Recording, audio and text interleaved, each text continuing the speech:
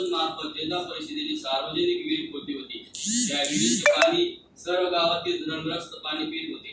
55 फूट खोल व व्यास 22 फूट पूर्ण दगडी बांधकाम व्यवस्थित असताना कुठेही फुटफुट नसताना 7,13,000ची भूमिगत गटर लाईन करण्यात आली। पण ती योजना कागदावरच आहे, त्याची चौकशी शासनामार्फत व्हावी। विहीर सुव्यवस्थित असताना अशा विहिरीत पवन पाटरे यांनी पदाचा गैरवापर करून ड्रेनेज गटर लाईन सार्वजनिक विहिरी सोडून किळीसवाणी प्रकार केला आहे। त्या विहिरीच्या पाण्याने रोज गुरव कालभैरवाला अभिषेक करीत होते व गावकरी पाणी पीत होते। अशा विपरीत संडासाचे पाणी सोडले। त्या विहिरीत संडासाचे पाणी सोडले। ग्रामस्थांनी श्वास खाटा घेऊन त्यात सोडावे असा अर्ज केला होता, पण पवन पाटरे यांनी विहिरीत सोडून विहिरीवर सिमेंट स्लॅब आच्छादन केले।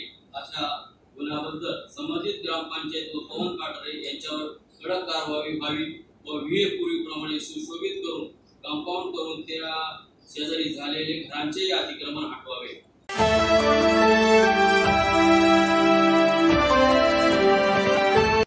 नमस्कार, आता आपण आहे माझगाव चिंबळी।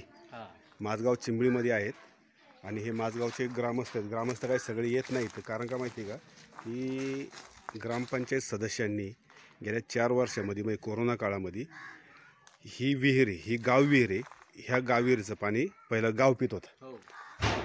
काय परिस्थिती सांगा तुम्ही आता? हे विहीर जी आहे ही पूर्ण 55 फूट खोल आहे। ही विहीर आणि ह्या विहिरीचं पाणी पूर्ण गाव पेलेलं आहे आणि पेतही होतं।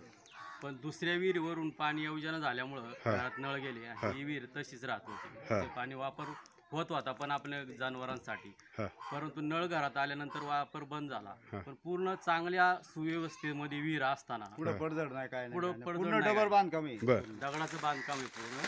आणि असे असताना ग्रामपंचायतने 2019 मध्ये त्याच्यात ड्रेनेज लाईन केली। बघा, ड्रेनेज लाईन करून त्या विहिरीत गटर सोडले आणि गटर सोडून तिच्यावर स्लॅब टाकलेला आहे। तर हे जे केलेले हे चांगलं नाही। ही तुमच्या गावाची विहीर आहे। आम्ही पाठपुरावा पण करतोय ना, 2-3 वर्ष झाले, 4 वर्ष झाले शासनाकडे आम्ही अर्ज केले। शासन काय म्हणते? शासनाकडून त्या ग्रामपंचायतीला नोटीस पण आलेले की विहीर गटर काढून तिला स्वच्छ निर्मळ करून पाणी वापरात आणावं म्हणून। पण ग्रामपंचायत चालढकल करते, आज काढू उद्या काढू असं करून आता 3 वर्ष झाले, 4 वर्ष झाले। 2 वेळा लेटर आलेले शासनाचे, जिल्हा परिषदेचे आलेले, पंचायत समितीचे आले, तहसीलदारांचे आलेले, ते लेटर आहे आमच्याकडे आहे।